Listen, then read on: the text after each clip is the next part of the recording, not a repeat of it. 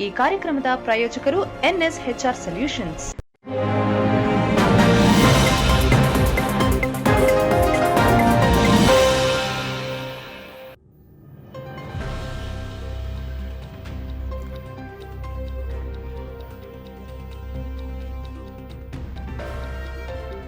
ಮೂಡಾ ಪ್ರಕರಣ ಕುರಿತಂತೆ ರಾಜ್ಯಪಾಲ ತಾವರ್ಚಂದ್ ಗೆಹ್ಲೋಟ್ ಅವರು ಮುಖ್ಯಮಂತ್ರಿ ಸಿದ್ದರಾಮಯ್ಯ ವಿರುದ್ಧ ಪ್ರಾಸಿಕ್ಯೂಷನ್ಗೆ ಅನುಮತಿ ನೀಡಿರುವುದನ್ನು ಖಂಡಿಸಿ ಮೈಸೂರಿನಲ್ಲಿ ಪ್ರತಿಭಟನೆ ನಡೆಸಲಾಯಿತು.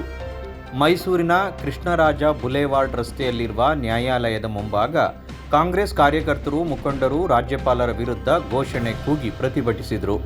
ರಾಜ್ಯಪಾಲರು ಕೇಂದ್ರ ಸರ್ಕಾರದ ಕೈಗೊಂಬೆಯಾಗಿದ್ದಾರೆ, ಕಾನೂನು ಗಾಳಿಗೆ ತೂರಿ ಪ್ರಾಸಿಕ್ಯೂಷನ್ಗೆ ಅನುಮತಿ ನೀಡಿದ್ದಾರೆ, ಇದು ಕಾನೂನು ಬಾಹಿರ ನಡೆಯಾಗಿದೆ ಎಂದು ಟೈರ್ಗೆ ಬೆಂಕಿ ಹಚ್ಚಿ ಆಕ್ರೋಶ ವ್ಯಕ್ತಪಡಿಸಿದರು. ಈ ವೇಳೆ ಪೊಲೀಸರು ಮಧ್ಯಪ್ರವೇಶಿಸಿ ಪರಿಸ್ಥಿತಿ ತಿಳಿಗೊಳಿಸಿದರು.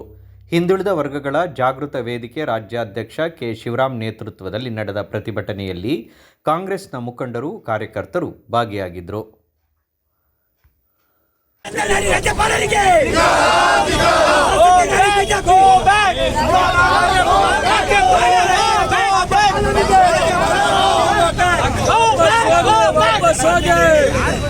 ರಾಜ್ಯಪಾಲರು ಹೋಗೋವರೆಗೂ ಮೈಸೂರಿಂದ ಬೆಂಗಳೂರಿಗೆ ಪಾದಯಾತ್ರೆ ಮಾಡೋಣ. ಅವರ ಹೋಗೋ ತನಕವೇ ಮೈಸೂರಿಂದ ಬೆಂಗಳೂರಿಗೆ ಪಾದಯಾತ್ರೆನ ಸದ್ಯದ ಗವರ್ನರ್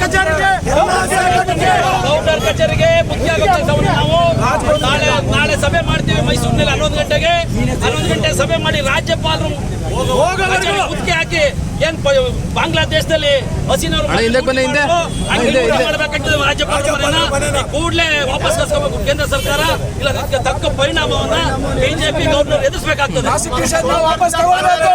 ರಾಜ್ಯಪಾಲರು ಪ್ರಾಸಿಕ್ಯೂಷನ್ ವಾಪಸ್ ತಗೋಬೇಕು, ಇಲ್ಲ ಅಂದ್ರೆ ರಾಜ್ಯಪಾಲರಿಗೆ ಮೈಸೂರಿನ ಬೆಂಗಳೂರಿಗೆ ಚಲೋ ಚಲೋ ಚಲೋ ಚಲೋ ಚಲೋ ಚಲೋ